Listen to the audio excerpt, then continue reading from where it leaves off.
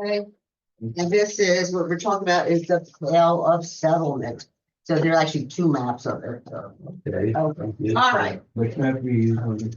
It doesn't matter. You could look at either one and you'll see the cities, the one map shows how the Pale Settlement was, under Catherine, it was like X size. It started shrinking, so the territory in which Jews were permitted to live became smaller and smaller. They wanted them to be in the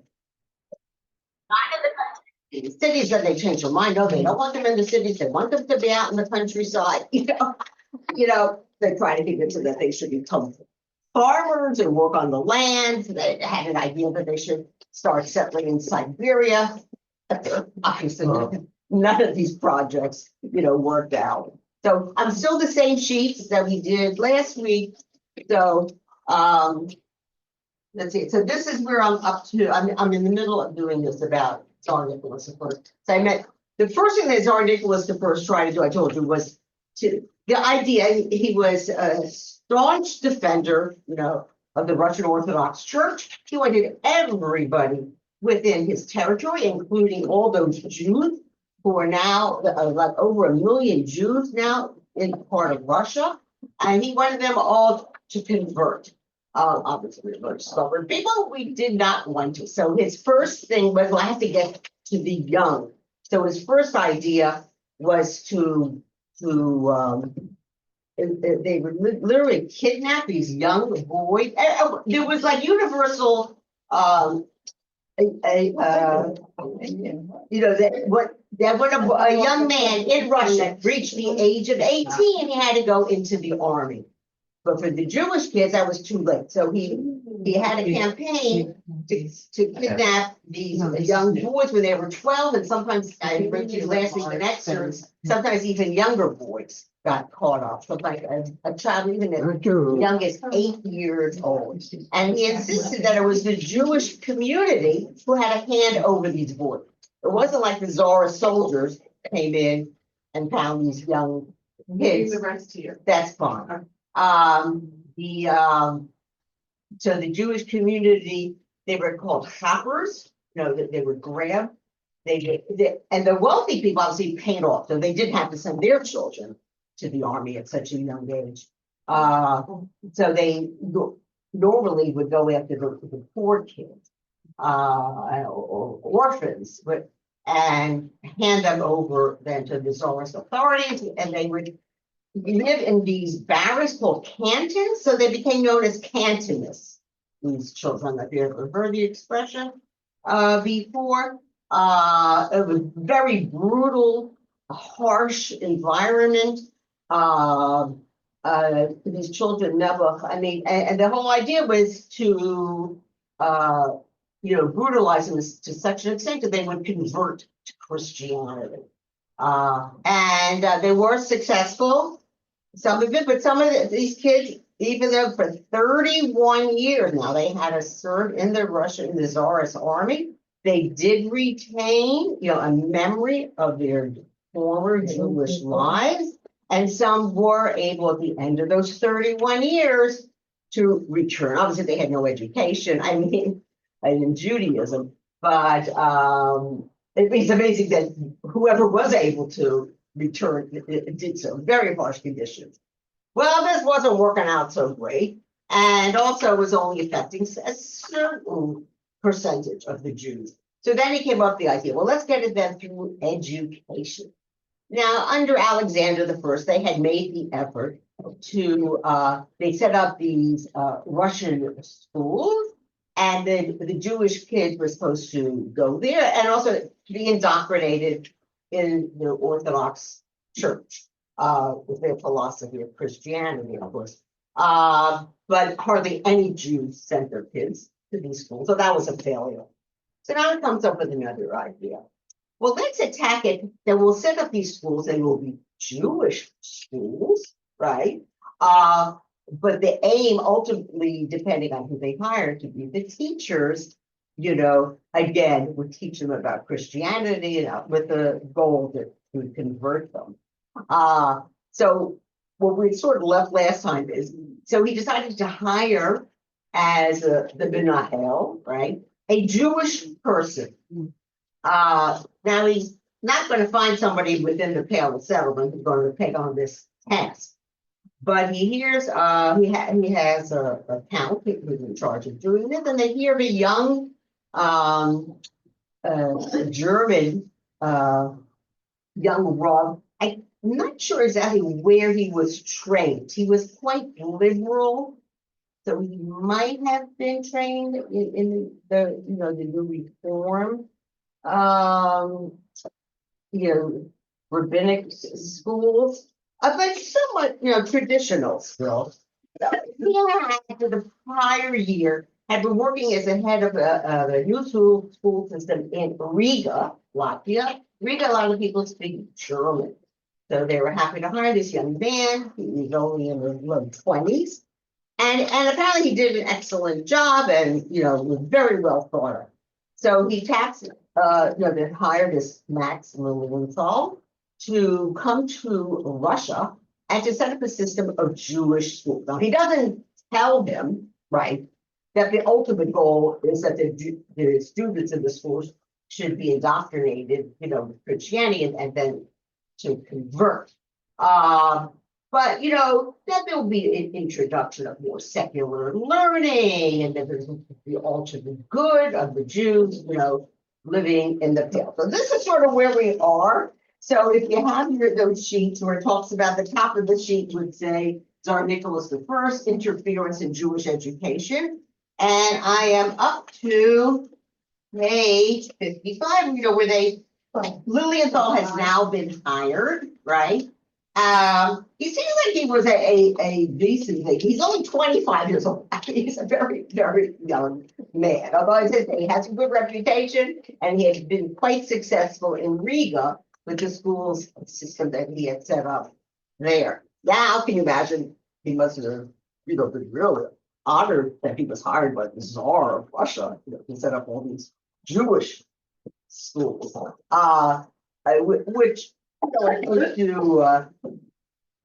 they viewed, in general, German Jews viewed the Jews of Eastern Europe as being very backward.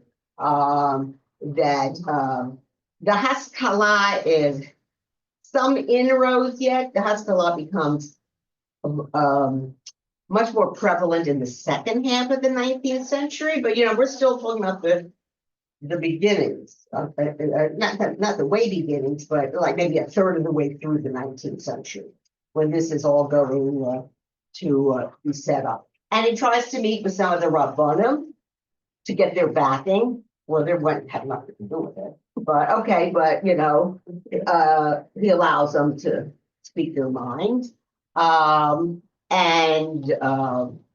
He then, this was wise on his part, he went around throughout the Pale to the different shtetls, trying to talk to people, to convince them of this is a good idea, sending your children to this school. And the goal was supposedly that through having a more open education, and being exposed, let's say, to the sciences, that they would become more acceptable to the Russian government, and they would be granted emancipation. The fact they could vote. Well, who could vote? I mean, the Tsars, and that was a hereditary position. But whatever. Well, needless to say, most Jews were not in the least bit convinced that they were going to send their young men, young boys, to this school system. But he tried to find Lilienthal. And I'll tell you what happens to him eventually. So these are called crown schools, right? Because they were formed under the auspices of the Tsar. It says, and then he again under the Tsar, they wanted to hire Jewish teachers, but these were not necessarily learned individuals. And Lilienthal, at this point, at the beginning, he does not understand what the Tsar's ultimate aim is. Again, he just thinks wants to introduce some modernity into a Jewish school system, and then this would lead eventually to some more rights to the Jews. I'll just read to you. So on page 5, and we'll read that first paragraph. I think I'd done it last time, but just to pull everything together, not what I told you. Wait, good. And also another way of convincing parents that they should send their boys here. If you send your boys to these schools, they won't be conscripted into the army. Well, that was that's a little all right. And it says, and obviously the idea was that they should learn the Russian language, right? To converse in that, but they did have Hebrew as one of the subjects that was on the curriculum. Okay. Unfortunately, behind the facade of Lilienthal's reputation, the government began to appoint a staff for the school system. So, like, he wasn't able to hire the teachers he wanted. They're going to tell him who's going to teach in the school system. In nearly every instance, the principals, so he's like, so to speak, the overall head of these schools. But the principals, both elementary and secondary schools, were Christian. Come on, so whatever. Well, you can needless to say the Rabbanim, were totally opposed to this system. The Malamdim who were hired had little knowledge of Jewish law or lore. They were called them Malamdim, but they were totally ignorant Jews. As a result, even those parents who did send their children to the crown schools for general instruction retained their own family Malam. The kids would come home from school at the end of the day, and then they would have their own private teachers to tutor their children in Jewish subjects. And the secret memorandum to Uvara, who were the count in charge of education, this a new idea. Nicholas I, obviously this became known. It's a secret memorandum. How do we know about it? Because how long did it keep secret? People find out. Nicholas reaffirmed his intention that the new schools should inspire the Jewish students to draw closer to the Christian population and to eradicate the prejudices that have been fostered in them by the study of the Talmud. There's this big campaign that the learning of the Talmud was detrimental, to the Jewish soul, and so that the Talmud would not have been any part of the curriculum in these crown Jewish schools. You want to close the door? That's all voices. Uvara answered that as the new system of Jewish education became widely established, the Jewish courses would be minimized. So first we're opening up. We are having things like the Bible study, it's a Hebrew class, but they would be eventually displaced altogether by instruction in the catechism. That's the Catholic. Well, it's not Catholic. It's Russian Orthodox. Rumors of this correspondence soon began to circulate among the Jewish communities, confirming the worst of Jewish suspicions. So those Rabbanim were right all along, right? And never Lilienthal, he had good intention. He didn't understand, what the true goal of the Tsar, was. Attendance at the crown schools, which had never been significant, began to fall off. There never were that many kids, and now even fewer are attending. By 1851, the city of Shklov had a registration of only 27 pupils. And then the town of Vitebsk had only 19 students. In 1857, hardly more than a decade after the establishment of the project, the total number of Jewish pupils in the crown schools, now we're talking about a population of 1.5 million Jews. How many Jewish kids were in these schools? 3,290. That's a small number. The scheme had reached a dead end. The Jews saw through Uvara's motives with deadly clarity. In 1848, Uvara decided, so that must have been a mistake, so it must have been more 1858. Okay, Uvara decided to resign his, or the other one was 1847, whatever. Resigned his portfolio in the government. The failure of his experiment had made his position untenable. So even this count who was like in charge of setting up these Jewish schools, it's like, hey, it's not working.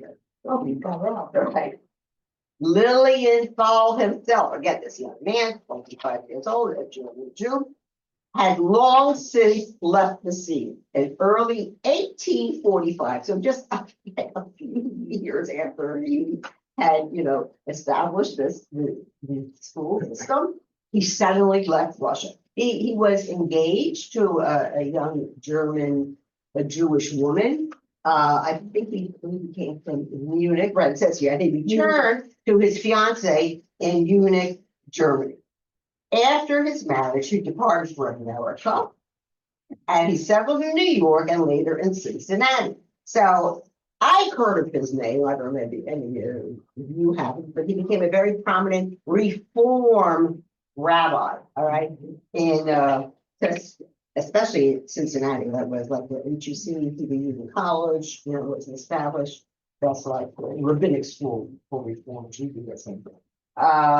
He became a rabbi of some congregation called the name was Israel, and he actually was one of the professors then at Hebrew Union College. So, where he, was an advocate for Reform Judaism.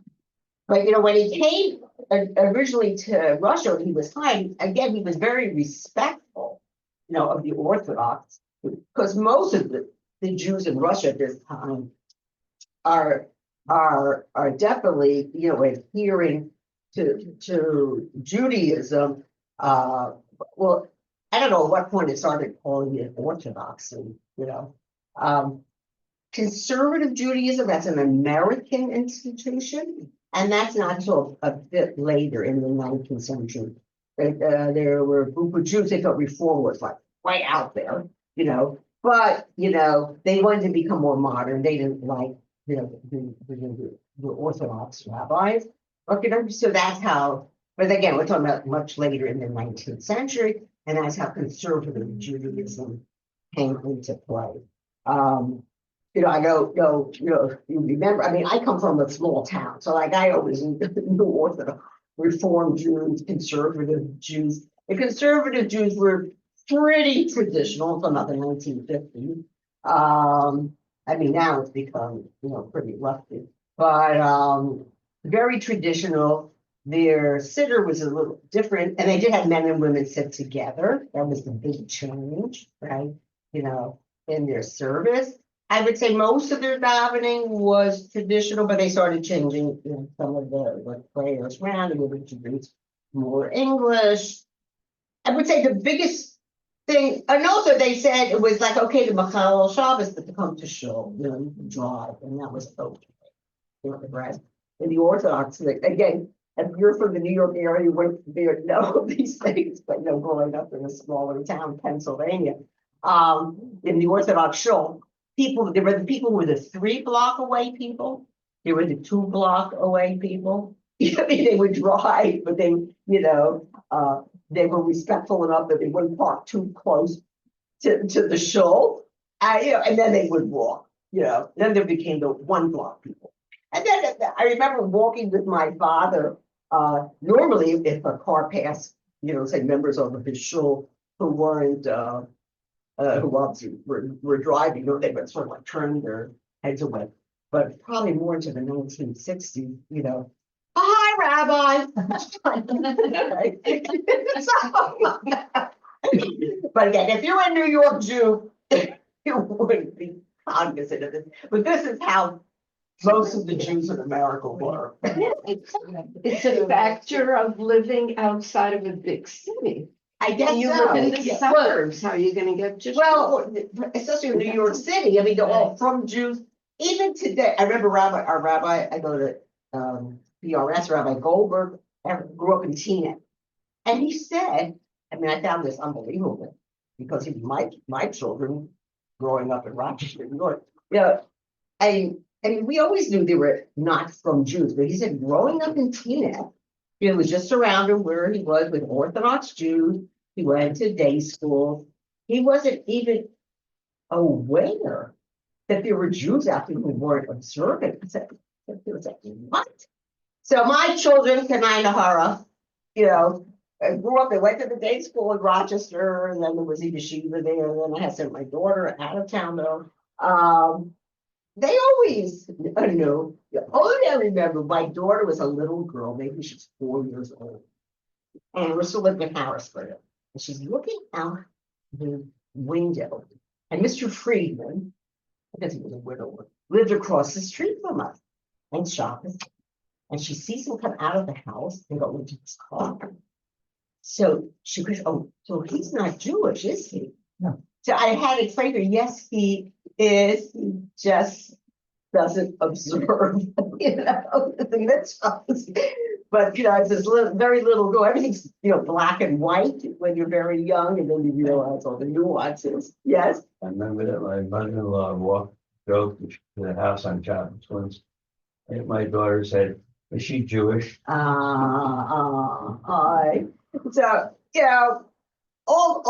all types, but I feel quite frankly, and growing up out of town and my children growing up out of town, I think they had a more balanced view of what the reality was, among the entire American Jewish population. And in Israel too. Israel is like a Oh, right.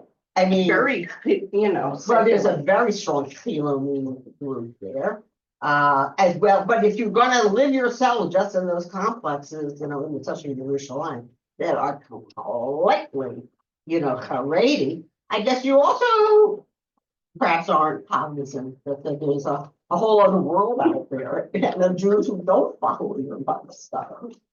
Okay, we'll finish up at the very bottom of page 5 now.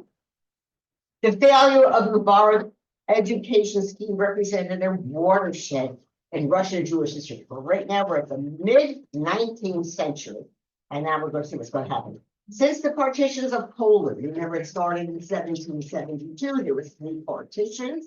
The last one was in 1794. This is when over 1 million Jews now become part of Russia, right?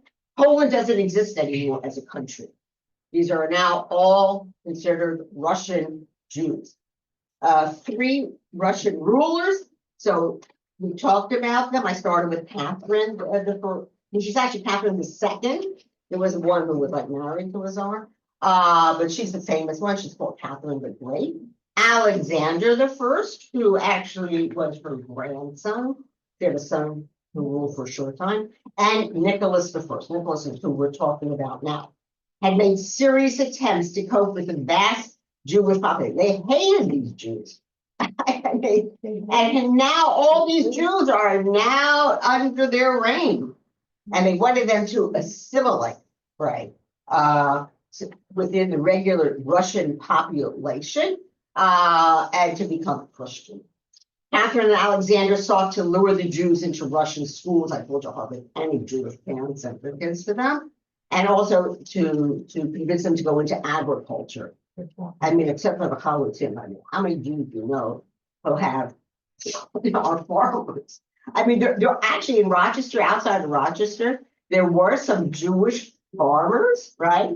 I remember they would come into town for Yontif. I mean, they weren't there every Shabbos, but they would come, for the Yom Tovim. And I remember one man in particular, he would supply us with sacha. The sacha was dried corn stalks. They were awful. They would fall down. I grew up with, they would go into the forest around Harrisburg and cut down pine trees. Smelled delicious in the sacha. It was really lovely. But he had these awful corn stalks. And then, those bamboo things started coming out. So that's what everybody, but I miss that smell, that beautiful of the pine trees. Again, this idea of going into agriculture, forget that, did not work out. They then quarantined them within the Pale settlement. So in other words, some Jews might have lived outside of it initially, but now they have to, and they couldn't move. They had no permission to maneuver unless they had government permission. This inconsistency was characteristic of rulers who tightened their autocracies, total control, by handing over vast territories of land and attending governmental rule to their nobles. So I'm sure you've heard stories or you've read them, or again, have heard of them, that say within the pale, the all overhead of Russia is the czar. But the nobles, right, who owned vast tracts of land, they originally were, let's say, Polish noblemen, well, now it's become Russian noblemen, and the Jews, had to do their bidding. And the Jews at this point, this is when they were already in the shtetls, but this is the time period that we talk about more about those shtetls and very little towns, where Jews live. There are some Jews in the cities, but at one point, actually, there was a nice population in Kiev. They were thrown out of Kiev at one point. Eventually they're allowed to go back. I mean, I don't think the czars could figure out exactly what they wanted to do with the Jews, But I mean, they would have loved it if just everybody converted to Christianity. I don't know, but not until the fields. I'm not sure what they, were visualizing. Nicholas was not. Now, Nicholas was a very harsh ruler. He's obviously, we don't look upon him with any positivity. He abandoned all pretext of benevolence. That's why he had that horrible campaign that Antonius, to draft little boys, into the Russian army. Then he tries to subterfuge introduce these Jewish schools, but they're that's why Lilienthal leaves, because he realized, he comes in with all good intentions. Oh, yes, he's going to help introduce secular studies into the curriculum, make it modernize, the Russian Jew. But he saw what the ultimate aim was of the Tsar, and that's it. Meanwhile, he has his nice fiance waiting for him, back in Germany, and then he leaves Germany, right, comes to the U.S. Nicholas was not inclined to emancipate the Jews. He was not going to give them any rights. He didn't want to alleviate Jewish suffering or to offer the Jews any significant encouragement to Russianize themselves. I mean, why should they? Everything's so to speak, being forced upon them. They're not going to accommodate themselves by destroying the self-government. And remember, the Jews had been led by these very well-established Lot. And then he starts breaking them apart, and that they can only do very minimal authority among the Jewish.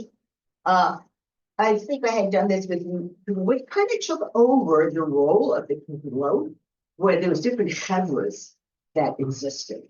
Obviously, the chevra Kadisha, but there would be, a chevra for the poor. I don't even remember all the names of all these different. So they sort of took over some of the responsibilities that the Kibbutz had done before. I think all the Kibbutz could do basically was collect taxes, for the government. By destroying self-government, by dragging the Jewish children to that baptismal font via the barracks, Nicholas simply presented Russian Jewry with the alternative of apostasy, that means conversion, or slow death. And they're poverty-stricken, Jews.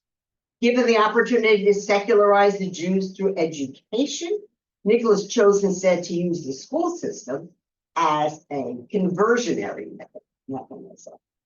So certainly we know that secular studies were being introduced in Germany, and even in the Orthodox world, right? Like Samson Raphael Hirsch, obviously many traditional Rabbanim would have been opposed to him. But that's our day school movement here in America is really based in large part on what Samson Raphael Hirsch established in Frankfurt, Germany. Given the opportunity to secularize, all right, whatever.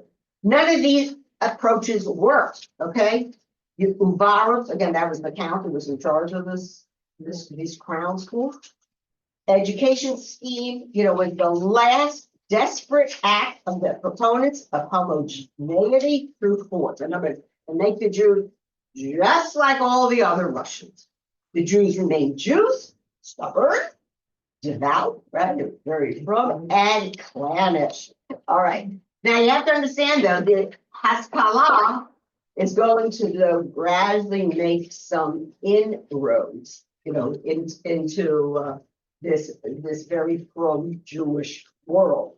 But it's interesting by trying to convince the Jews to become more modern, to speak the Russian language.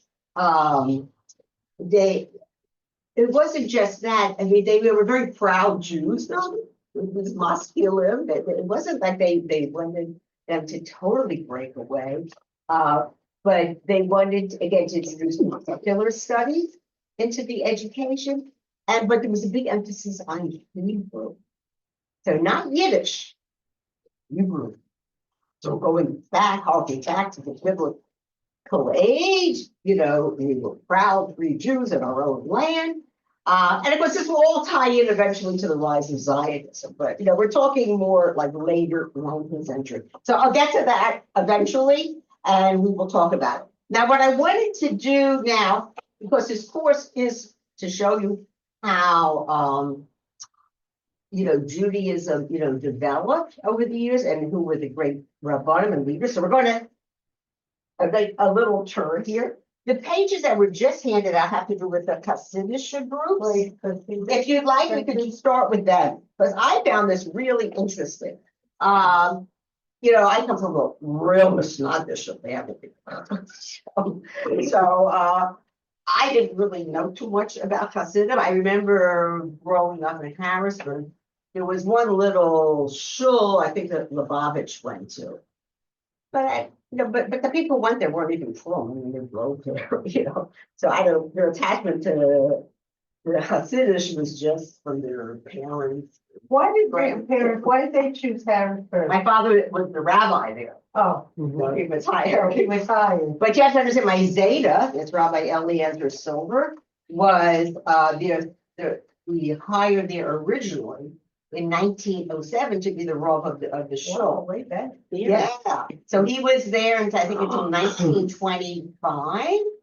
He then moved to Springfield, Massachusetts for a number of years. I don't remember. And then at a certain point, he was hired by Cincinnati to become the Rav there. And then he became extremely well known. He's very involved with Agudas Yisrael, Agudas Rabbanim. And then during World War II, he was called the Vaad Hatzalah, which saved really thousands of Jews. Specifically, obviously, well, he targeted initially the Lithuanian Jews, the yeshiva students, the Rabbanim. There's a book about my day that's called The Silver Era.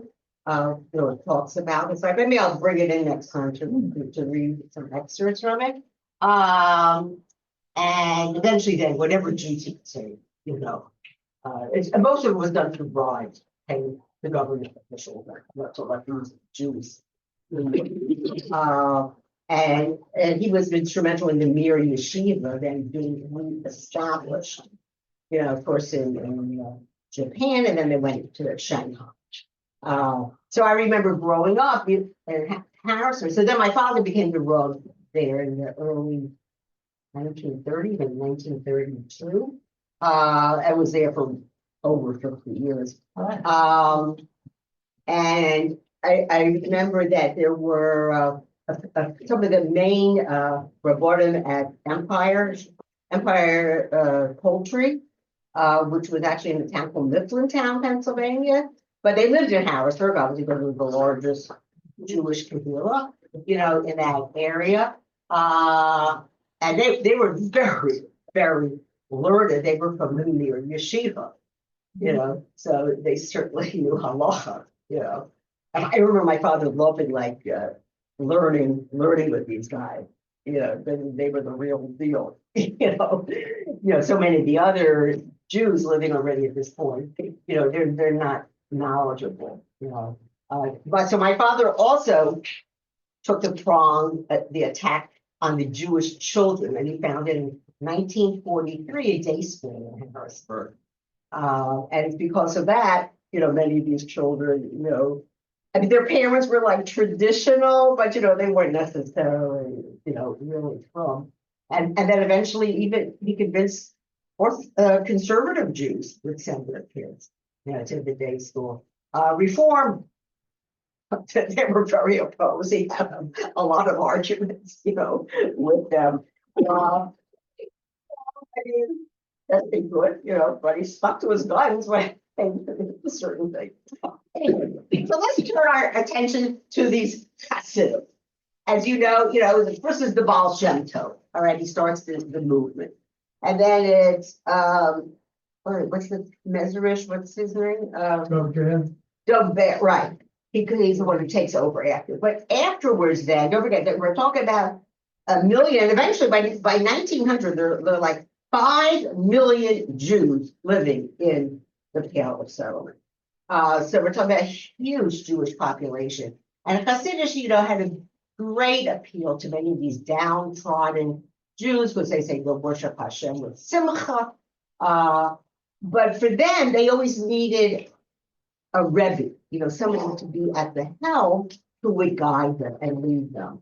In the Misnagdish world, there were always some great rabbanim, and you would look to them for decisions, halachic and stuff, but they didn't guide you in your, so to speak, your everyday lives. Whereas the rebbe had a much closer relationship, with his Hasidim. So whatever. So I wanted to talk to you. Now, this does not include all the various dynasties that existed, but these are some of the main ones, and I'm sure you've heard of them, and you probably can tell me about other, groups of Hasidim that also exist. So I'm just going to be reading from here. It's cool.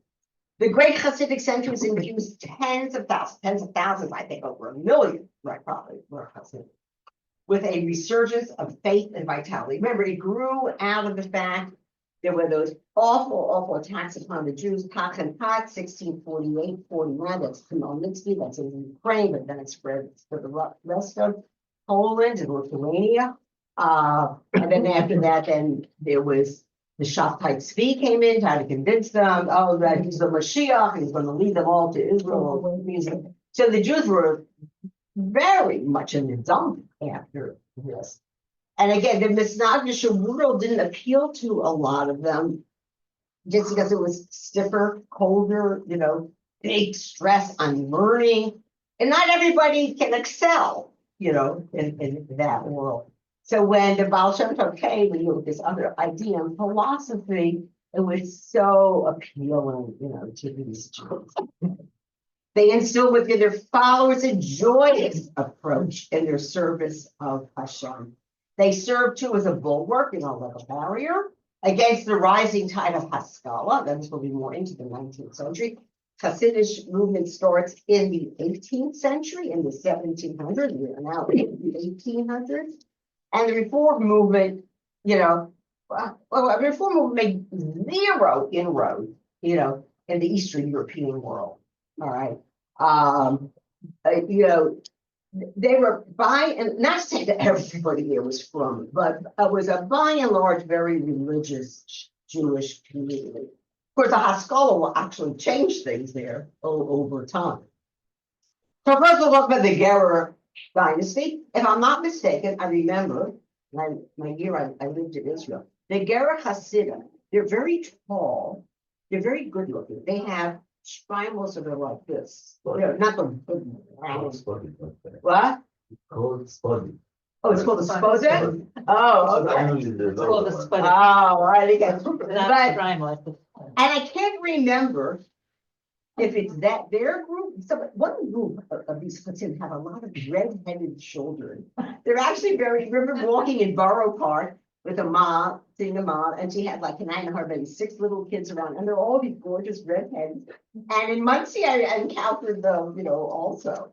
So let's look. How did this Gerer Hasidim come to be? The founder of the Gerer dynasty was one of the leading Hasidic dynasties of Poland. Again, Poland is now Russia, okay? And he was a great Gaon and Tzaddik, Rabbi Yitzhak Meir Alter. I have his years there, 1789 to 1866. And he's the author of a very famous work called Chidushei Harim. very well known. It's a brilliant and profound commentary on many tractates of the Talmud, of the Gemara, and on the Choshen Mishpah, the Even HaEzer sections of the Shulchan Aruch. You can ask Rabbi Green about those things. And one in one ear, not the other ear. Different, the Shulchan Aruch is divided into 4 sections, different parts of halacha. He but now he himself is not yet the Ger Chassid. He was the grandfather of the Ger Rebbe, okay, Rebbe Yehuda Aryeh Leib Alter, and he's known by his Sefer.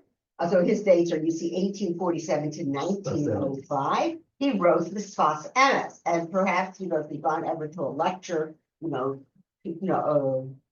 role would might quote from the Sfas Emes. It was a very incisive commentary on the entire Torah, as well as on many tractates of the Talmud. In 1905, so I'm going to bring you now into the 20th century, but I thought it was so interesting how these dynasties existed and still exist. When the Sfas Emes died, his son Rabbi Avraham Mordechai Alter, and his dates are 1866 to 1948, assumed the leadership of the Gerar dynasty. He was known as the Imre Emes.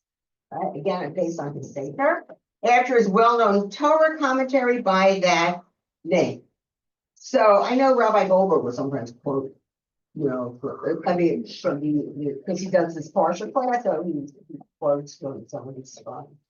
In addition to his profound scholarship and his great Yirat Shamayim, fear of God, he was also a dynamic leader. He was one of the founders of Agudas Yisrael. Zeta was very prominent in the American branch of Agudas Yisrael. One of the most vibrant Torah organizations of its time. I always associate it, with my Zeta and here in America, but apparently it was a very strong institution in Europe. The Imre Emes also encouraged the founding of a Torah-oriented press, right? Don't forget, there are Jewish publishing houses that have existed already from the 1500s, starting in Italy, the Sansino Press. I just read that recently that it still exists. I'm not sure where. It moved eventually to London. I'm not sure.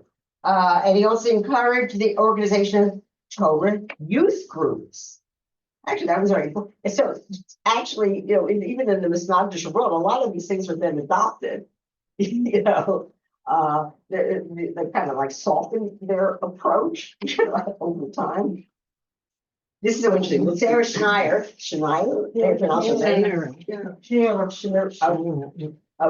so 1888 to 1938, he was the founder of the Beis Yaakov movement and listed his support. Rabbi Avraham Mordechai became an ardent advocate of the then novel. But again, it wasn't accepted throughout Europe, but certain circles, of the establishment of a network of Torah schools for girls. So I think it was more from the Misnagdim, that world, where these Beis Yaakov schools founded, but then, the Hasidim, also. But nowadays, Beis Yaakov schools, depending where they are, it's either the Hasidic girls or they're just girls, from I don't recall it so much in this non-official world nowadays, but, I had a very good friend. Actually, her father was one of those Rabbanim from the University of Yeshiva, and she went to the Beis Yaakov in Borough Park. And I know my parents had considered maybe sending me to the Beis Yaakov in Baltimore, but in the end, they sent me to New York City, and I went to Central. So I have a more modern, background. The Imre Emes also had a profound love for Eretz Yisrael, and he encouraged thousands of his Hasidim to settle there during World War II. It's amazing. He continually eluded the escape, to the clutches of the Nazis. And miraculously, he was able to make his way to Eretz Yisrael in 1940. It was very hard to get out at that point. He served there as a dynamic Torah leader until his death on Shavuos 1948, and just if the state of Israel has been declared. He was succeeded by his son Rabbi Israel Alter, who's called the Beis Yisrael. And he in turn was succeeded by two of his brothers, Rabbi Simcha ben Malter, and I don't know these people, but just so the dynasty has continued down to this very day. And as I say, I was always very impressed with how beautifully they dress. What did you say the name of that hat is? Sputnik. Oh, okay, all right. Now we'll talk a bit about the Belzer Hasidim. The Belzers became one of the most influential Hasidic dynasties of Galicia. Okay, so Galicia is like closer to Austria, Hungary. All right, they were Galicianos. All right. Like all my relatives come from the Litvak world. So that's the northern parts. The dynasty was founded in 1850 by Reb Tsar Shalom Rokeach, so that, that last name, could be either part of this stuff. So that was 1779 to 1855. He was a disciple of the Jose of Lublin, very well-known person, and Rabbi Abraham Yehoshua Heschel of Afta. All right. The Tsar Shalom was recognized as a great Torah scholar who placed great emphasis upon the Torah study among his Hasidim. I remember my father would often say, Isaiah would say, that he didn't have respect for a lot of the Hasidim because they weren't very knowledgeable. But, in certain circles, they did emphasize, learning. He was also a recognized spokesman for the Jewry and an outspoken opponent of the Haskalah. All right. And many of these were born, whether you're Snagin or you're, Chassid, they were opposed to the inroads the Haskalah movement gradually is going to make throughout the 19th century. He built a beautiful synagogue in Belz, which remained the Belzer Hasidic center until the Nazis destroyed it during the Holocaust. In the 1960s, a beautiful central Belzer base Hamedrash was built in Kiryat Belz, Yerushalayim. And if you're on the highway, I was with my brother and sister-in-law, and they pointed out to me, you can see it's a huge building, right? And I think you can actually go and like tour it, right? Yeah. So when I was in Israel, my year in Israel was 66, 67. I think they had that huge building then. At least I wasn't aware of it. But so here's Hashem, whenever I can go back again there in Israel, I'd like to go and see this place. All right, now we'll talk about the Vishnitzer. Okay. Rabbi Menachem Mendel Hager, so that's their last name. By the way, the idea of Jews having last names, that occurred during Nicholas I's reign. Up until then, you would be Shlomo ben Avraham. He didn't, but at that point, he made it mandatory that every Jewish family had to have a last name. So it's also like on my one side, my other Zeta, let's say it's Eisenberg. So again, it was close to the German border. So Eisenberg means iron. So I mean, it was in the iron business, but somehow this is the name. That was adopted, at that time. What was it, Shriver's Taylor? I can't remember. Taylor. I don't know. Schneider. A Shriver. Oh, okay. So that, it's interesting I don't know how my Zeta, the silver side, I don't know where they came across that name, I mean, it wasn't as over. They were at a long line on like one of them on my Zeta side. So who knows? Actually, in Hebrew, it was Zilber. That's Zilber. All right, let's talk about the Vishnitzer. Rabbi, all right, last name is Hager. He was the founder of the Vishnitzer dynasty. He was both a Rebbe and of Basin of the Austro-Romanian city of Vision. So you're thinking of the Austro-Hungarian Empire, but this is obviously closer to what is now the Romanian border. Hungary and Romania touch one another. Okay.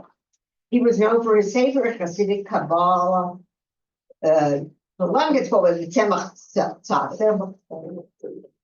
Tzedek, right? Okay. His grandson was the Rebbe Yisrael. And he then moved, right, so he originally was founded in the town of Vizhnitz, that's why they call it Vizhnitz, Hasidim. He then moved though to another place in Hungary called Gross-Martin. Those are done. Oh, you know better, okay, I know. Where he established a large yeshiva, and he called it Beis Yisrael. The city soon became an important Hasidic center. Look at those dates. He only was till 1938. Well, we all know what's going to happen 38, 39, 40, that's the Nazis. Rabbi Yisrael's son, James Mayer, survived the Holocaust, and he settled in Bnei Brak, reestablished a great business or Hasidic center. I mean, I was in Bnei Brak, but my father went to visit the Panovich Rebbe, because Panovich, people were waiting up. So, oh, that's it, right. Right. I remember my father going in and having an audience, with him. Again, it's all through my Zetas connection. Another vision Sir Francis also established in Muncie, New York, by a son of Chaim Mayer called the Rav Mordechai Hager. All right. So it's funny, years ago, like when I went to Central, we had girls in our school who came from Muncie or Spring Valley, but they were modern Orthodox. Then going back to Muncie nowadays, it's like, whoa, it's so Hasidic. It's a whole different world there, now. We'll talk a little bit about the sponsor, Rob. All right. Yes. All right. First we're going to talk. I did not know. It said both the Bovaver and the Klausenberg Hasidic dynasties trace their origins. All right, so the Bovaver Hasidim and the Sanzers, right, trace their origin to one Rav. His name was Rabbi Chaim ben Leibush Halberstam. I'm not even seeing her name. And so you see, he started it somewhere in that late early 1800s. Because his dates are 1793 to 1876. He was known as Rabbi Chaim Sanzer, or as it's already late. I didn't realize what time it was. All right, I'll just finish this. All right, we'll do the rest next time. I don't think the rabbi has posted it, or does he? Oh, I think you listed it like that, didn't you? Oh, maybe it's next week that he does it. Whatever. Let me just finish this one paragraph. Whereas the Divrei Chaim, after his well-known Sfarad. Rabbi Chaim was both a Gaon in Talmud and Halacha, as well as a great Hasidic leader. He was a descendant of Rav Tzvi Ashkenazi. And remember, we had learned about him. Brilliant, Rav, who was called the Chacham Tzvi, who lived, you see, in the 1600s or early 1700s, who headed a great yeshiva in Poland. Well, at that point, so Poland. It's very well then transitioned to be Russia, which attracted both Hasidim and Misnagdim. That's very impressive, right? That the Misnagdim were going there. Rabbi Chaim also placed great emphasis on Torah study amongst Hasidim. So next time we'll talk about the Bovaver Hasidim, derived from this Rav Chaim, the Halberstam, and in addition, then the San, right? And you were talking about the Kiryat Science, right? So we'll talk more about that next time. Okay. So and then I'll start talking more about some of the Lithuanian Rabbanim, it's not just the world, and then we'll come back to talking more about just Jewish history in general. But I'd like to introduce in between, because this was a very, very vibrant Jewish world. And, I mean, kol hakavod to those Hasidim who came to America after World War II. I mean, they helped revive Orthodoxy in America. I mean, there's no question about it, because so many, even in the Orthodox synagogues, I'm telling you, those people, they were not from anymore. I mean, still, like grandparents belonged to the Orthodox Church, so they continued. Polygamy, their children no longer did. They definitely left the fold. But the Hasidim, just they added so much vibrancy again, to Jewish life. And kol hakavod, they had, the huge families, Kanai Nahar. Yes, Yeah, Accept everybody, whatever. right, The celebrities, you know, so, right.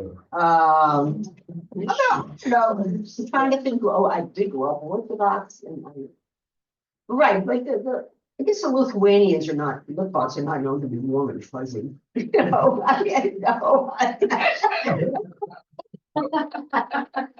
grew up in that, world. My parents would always have to invite people over, but right, but they would tend to invite on Shabbos and the other food people. They do, you know.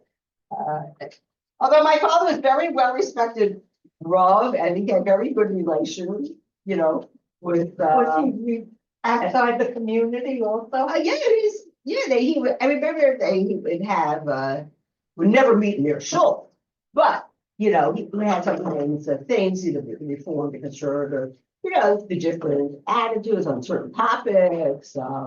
Even in the non-Jewish world, my father got involved somehow with the Catholics because he made sure when they formed a Catholic hospital that they provided a kosher kitchen. Oh, The regular hospitals like that, going back so many years ago, didn't have any kosher food. And my father helped establish the Jewish home in Harrisburg, and that's only because of the reform and conservative. They're the ones with the money, but my father was one who pushed them that a Jewish home, it broke his heart. We had members of his shul who kept kosher all their lives. And then their last years, their children would put them into these, non-Jewish homes and. Yeah, but they used to say they're vegetarians. That's why. No?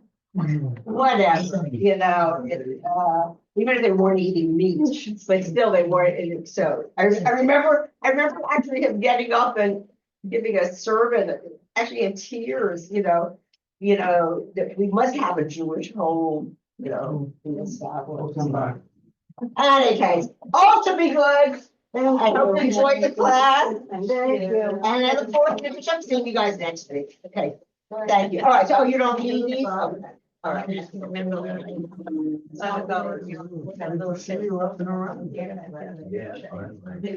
Oh, we didn't do.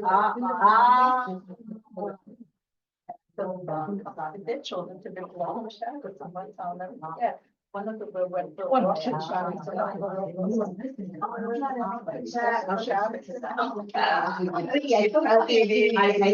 Yes. Just never exposed to normal people, months a year. Oh, it's so fun. People. I was studying photography.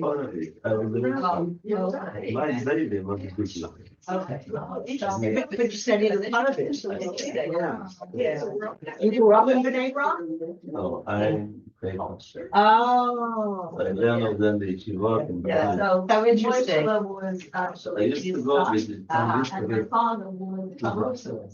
fish with them. Wow. I mayor Well, you know and his what? son. Yeah.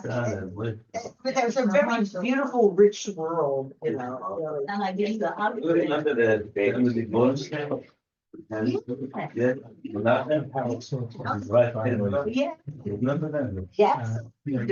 They were very good to my father in his older years. They would invite him to Shabbos, who my mother had passed away. They were lovely, very lovely, kind Sounds people.